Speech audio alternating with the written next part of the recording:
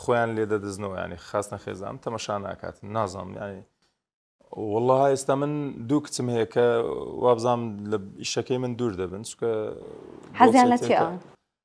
واللهی بڵێم حەزیان لە چییان ئێستاوان هیچ حەزێکی وەرزشیان نییە ینی بڵێ تەمەشای گەمە بکەیان یان حەزێکی وەرزشیان هەوی بە هیچ شێوەیە یانە تا خێزانشم کە لێی چوومە پێش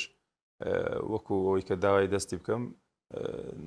ئاگای لە دنیای وەرشواوە نەبدەگە و کوڕەکەم ناسی و دەزانم چێ بەس و نازانم ینی تەمەشم تابعەن نییە یعنی ئێستا کەش کە بە خۆم یەکەکەم لەو خانەوادە 5 کەسێ دیێوانی شیچی ئەوەی وەرزشیان نییە ئەگەر لە یاریەک بینیان بۆ سێری یاریەکەش تەمەشا دەکەن بەڵام ها گەمەک پاڵەپەستۆی گەلک زۆربی یەکسەر خۆیان لێ دەدەزنەوە ینی خاستە خێزان تەمەشا ناکاتن نازانم ینی لەبەر چییە بەس ینی کەم تەمەشای گەمەکانیش